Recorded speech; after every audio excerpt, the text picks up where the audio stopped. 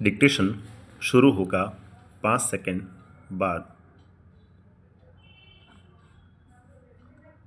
पर उस जादू की जकड़ से बचने का एक सीधा सा उपाय है। वह यह कि बाजार जाओ तो खाली मन न हो।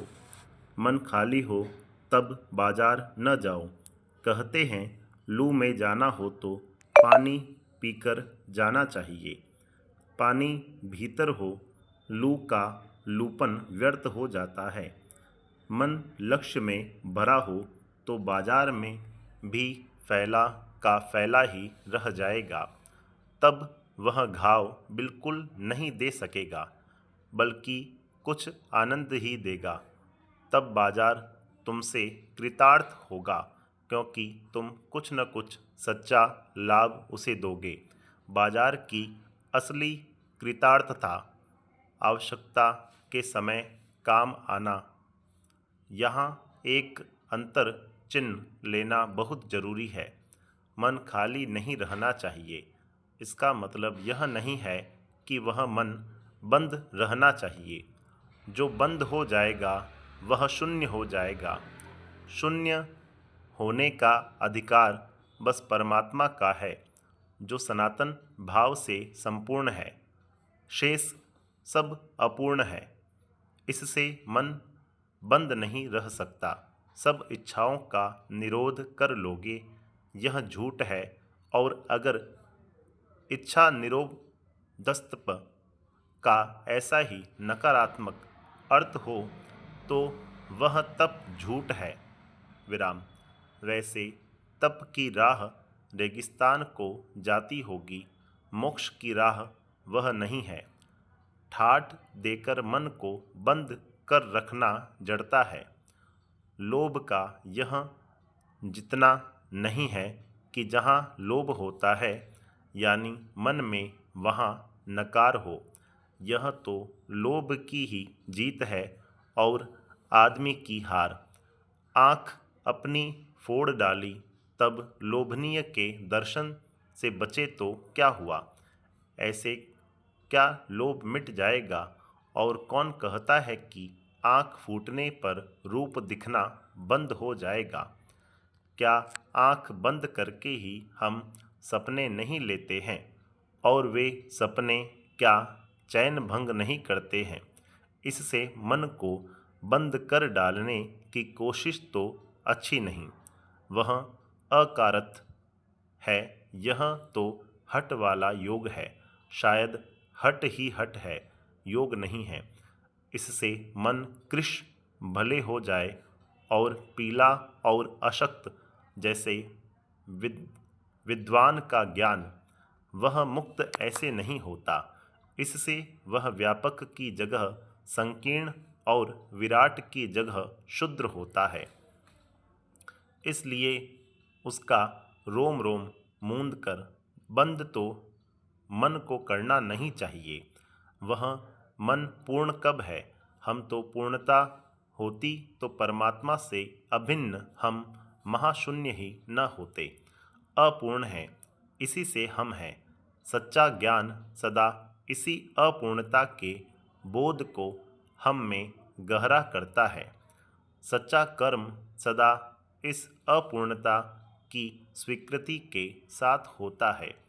अतः उपाय कोई वही हो सकता है जो बलात् मन को रोकने को न कहे, जो मन को भी इसलिए सुने क्योंकि वह अप्रयोजनीय रूप में हमें नहीं प्राप्त हुआ है। हाँ, मनमानेपन की छूट मन को न हो, क्योंकि वह अखिल का अंग है, खुद कुल नहीं है। पैरा। पड़ोस में एक महानुभाव रहते हैं जिनको लोग भगत जी कहते हैं। चूरण बेचते हैं। यह काम करते जाने उन्हें कितने बरस हो गए हैं, लेकिन किसी एक भी दिन चूरन से उन्होंने 6 आने पैसे से ज़्यादा नहीं कमाए। चूरन उनका आसपास सरनाम है और खुद खूब लोकप्रिय हैं। कहीं व्यवसाय का गुर पकड़ लेते और उस पर चलते तो आज खुशहाल क्या मालामाल होते। क्या कुछ उनके पास न होता।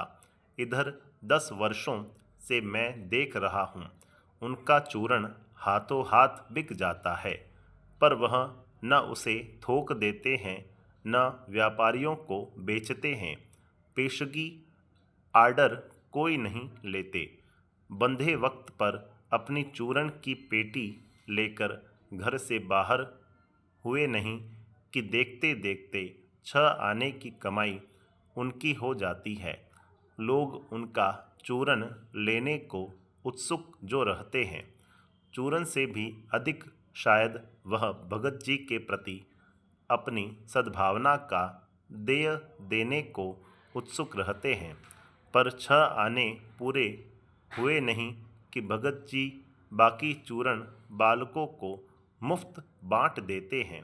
कभी ऐसा नहीं हुआ कि कोई उन्हें 25वां पैसा भी दे सके। कभी चूर्ण में लापरवाही नहीं हुई है और कभी रोग होता भी मैंने उन्हें नहीं देखा है। विराम। और तो नहीं, लेकिन इतना मुझे निश्चय मालूम होता है कि इन चूरन वाले भगत जी पर बाजार का जादू नहीं चल सकता। विराम पैरा। कहीं आप भूल न कर बैठिएगा, इन पंक्तियों को लिखने वाला मैं चूरन नहीं बेचता हूँ। जी नहीं, ऐसी हल्की बात भी न सोचिएगा। यह समझिएगा कि लेख के किसी भी मान्य पाठक से उस चूरन वाले को श्रेष्ठ बताने की मैं हिम्मत कर सकता हूँ। विराम। क्या जाने उस भोले आदमी को अक्षर ज्ञान तक भी है या नहीं, और बड़ी बातें तो उसे मालूम क्या होंगी, और हम आप न जाने कितनी बड़ी बड़ी बातें जानते हैं। इससे यह तो हो सकता है कि वह चूरन वाला भगत हम लोगों के सामने एकदम नाचीज आदमी हो, लेकिन आप पाठकों की विद्वान श्रेणी का सदस्य होकर भी मैं यह स्वीकार नहीं करना चाहता हूँ कि उस अपदार्थ प्राणी को वह प्राप्त है जो हम में से बहुत कम को शायद प्राप्त है। विराम। उस पर बाजार का जादू वार नहीं कर पाता। विराम। माल बिछा रहता है और उसका मन अडिग रहता है। विराम। पैसा उससे आगे होकर भीख तक मांगता है कि मुझे लो, लेकिन उसके मन में पैसे पर दया नहीं समाती।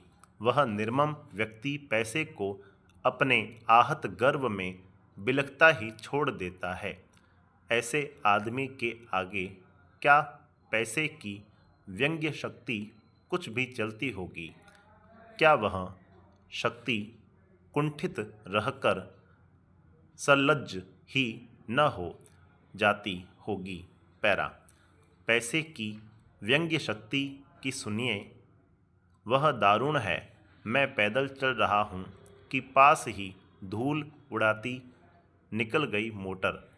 वह क्या निकली, मेरे कलेजे को कौंधती एक कठिन व्यंग्य की लीक ही आर से पार हो गई, जैसे किसी ने आंखों में उंगली देकर दिखा दिया हो कि देखो, उसका नाम है मोटर और तुम उससे वंचित हो।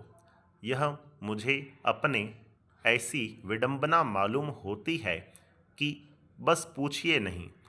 मैं सोचने को हो आता हूँ कि हाय, ये ही माँ बाप रह गए थे जिनके यहाँ मैं जन्म लेने को था। क्यों न मैं मोटर वालों के यहाँ हुआ। उस व्यंग्य में इतनी शक्ति है कि जरा मैं मुझे अपने सगों के प्रति कृतज्ञ कर सकती है। पैरा। लेकिन क्या लोक वैभव की यह व्यंग्य शक्ति उस चूरन वाले अकिंचित कर मनुष्य के आगे चूर चूर होकर ही नहीं रह जाती। चूर चूर क्यों कहो पानी पानी, तो वह क्या बल है जो इस तीखे व्यंग्य के आगे ही अजय ही नहीं रहता, बल्कि मानो उस व्यंग्य की क्रूरता को ही पिघला देता है। उस बल को नाम जो दो, पर वह निश्चय उस तल की वस्तु नहीं है जहाँ पर संसारी वैभव फलता फूलता है। वह कुछ अपर जाति का तत्व है। लोग स्पिरिचुअल कहते हैं, आत्मिक, धार्मिक, नैतिक कहते हैं। मुझे योग्यता नहीं कि मैं उन शब्दों में अंतर देखूं और प्रतिपादन करूं।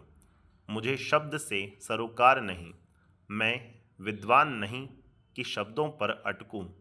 लेकिन इतना तो है कि जहाँ तृष्णा है, बटोर रखने की स्पृहा है, वहाँ उस बल का बीज नहीं है।